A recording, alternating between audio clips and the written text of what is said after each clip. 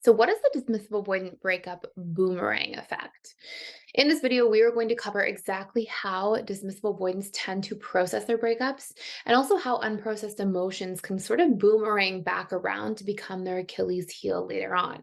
And if you stick around to the end of this video, we'll talk about what to do in terms of healing if you are a dismissive avoidant recovering from a breakup, or if you're on the receiving end of either a breakup or a situationship that's sort of falling apart, and the steps we can all take to heal in the shortest period of time possible when it comes to processing failed relationships.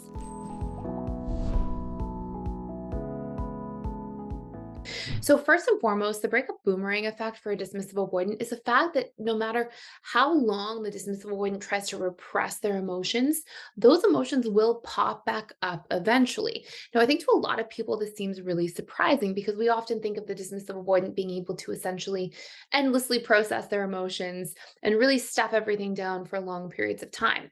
Now, there are a couple things I really want to clarify about that because it doesn't mean dismissive avoidants don't feel things. I would say in the very first stage of a relationship. So if you're not already familiar, we tend to go through the dating stage of relationships, then the honeymoon stage, power struggle stage, stability, commitment, and bliss stages. And we talk a lot about this on this channel based on the work of Dr. Susan Johnson. And when it comes to the breakup boomerang effect, we will generally see that dismissive avoidants don't have their emotions come up and hurt them later if they end relationships in the dating stage. So if there's a short-lived relationship, it's a few weeks, it's a couple months, dismissive avoidants can tend to move on quite quickly and sort of release themselves from that situation pretty unscathed. So they may move on, they may bounce back or rebound. However, this is where the boomerang effect really applies. And it's if a dismissive avoidant breaks up with somebody from a relationship in the honeymoon stage, power struggle stage, or any stage going forward. So, what we'll generally see here in these cases is if there's a longer standing relationship, dismissive avoidants actually end up getting a lot of their needs met from that relationship and from that person. And while a dismissive avoidant, when they first leave a relationship, can repress their emotions and kind of numb out or distract themselves very effectively in the first few weeks leaving a relationship, essentially what we'll see take place is around the 6 week mark, up to about this 3 month window, dismissive avoidants can only repress their emotions for so long. And what we'll actually see, and I saw this a ton in my client practice, how often dismissive avoidants, especially if they were in a longer term relationship, would feel like, oh, I'm fine, I'm good, I'm all good, everything's fine. The relationship ended. Not a big deal. I'm not really feeling much of anything. I'm kind of excited to enjoy my independence and freedom again.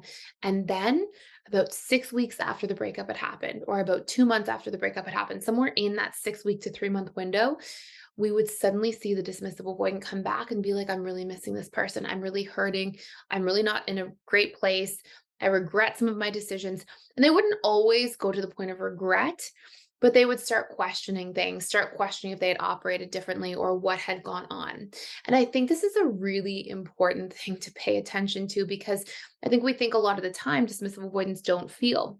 But instead, it's more like dismissive avoidance. They can absolutely feel, but they are masters of sort of repressing their emotions for certain periods of time. It doesn't mean that around heavy emotional experiences that you can necessarily repress your emotions infinitely.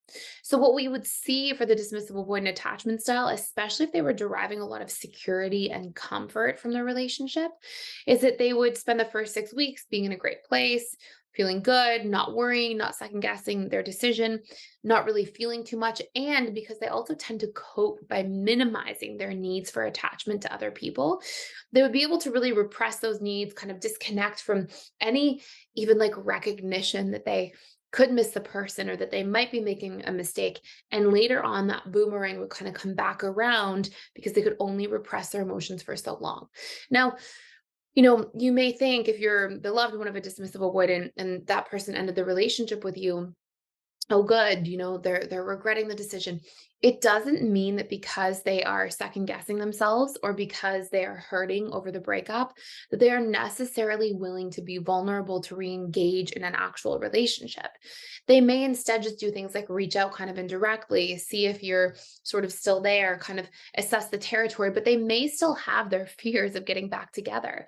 And so it doesn't mean just because they're questioning things or, maybe actually really feeling a lot of the emotion post breakup that they're in some kind of ripe stage ready to reinvest fully in a relationship. And so what I've seen the more, sort of as the most often expression of this is that dismissive avoidance leave a relationship, have the boomerang effect happen, start really feeling poorly about it after a few weeks, but still say, I know it wasn't the right relationship. I know I'm just hurting. And so, as a dismissive avoidant or as the loved one of a dismissive avoidant, if the relationship ended, there are a few key steps that you can follow either way to really help yourself take the next steps. Number one is you have to get clear and really assess, are we both ready and willing, whether I'm the DA or the ex of a DA, are we both in a place where we're ready and willing to truly do what it takes to reinvest in igniting this relationship again? I see so many people kind of go back in halfway or half-hearted thinking, "Oh, maybe something will work out. We'll see what happens." But, relationships are a big commitment and heartbreak is a big commitment. It doesn't feel good to go through heartbreak. It doesn't feel good to be on and off and back and forth. In fact, it can be really disruptive to your life and to the other areas of your life, like your career, your friendships, your family relationships, your hobbies, your finances, right? There can be so many impacts of this. So the first question you have to ask yourself, whether you're the DA or loved one of a DA, is do we both have the willingness to reinvest in this relationship and create the necessary changes to make it work again? And that has to be a very clear answer because you don't want to be in this gray area for a long period of time. And then the second thing you can do is if the answer is yes, then you have to have a conversation about what didn't go right the first time. You have to have a conversation about how things can improve the second time around and what we would do differently.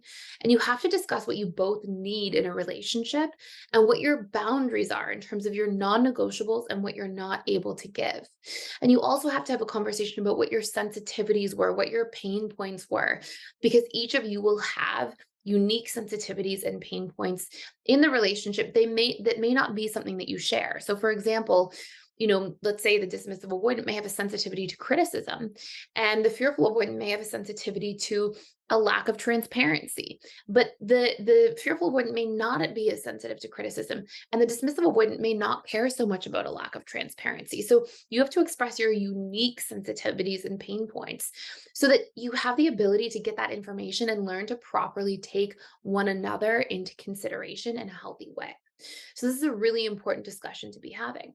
Now, beyond that, then we have to be able to say, okay, if this is a no, if we're not going down that path of getting back together, if this is a no and we're not able to invest, then instead we have to set a boundary that works for us. For some people, that's no contact, so that you can actually take the space to move on. For other people, if you're going to try to have some kind of friendship, there needs to be clear boundaries around that friendship so you have a sense of closure.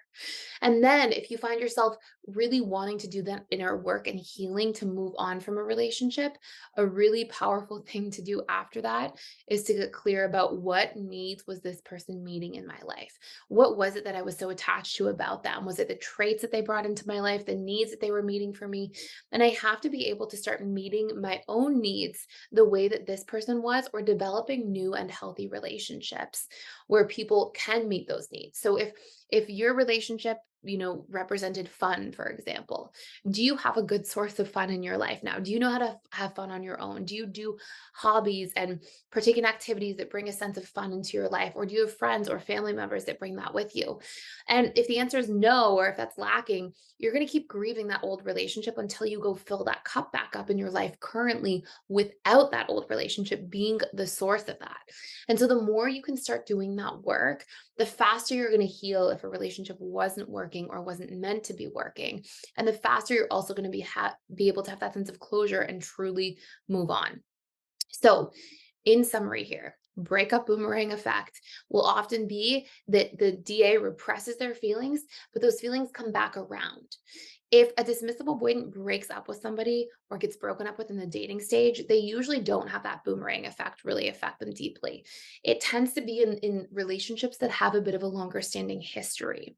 And in that case, dismissive avoidants often feel fine at the beginning. And then eventually those repressed emotions come up and they feel quite badly.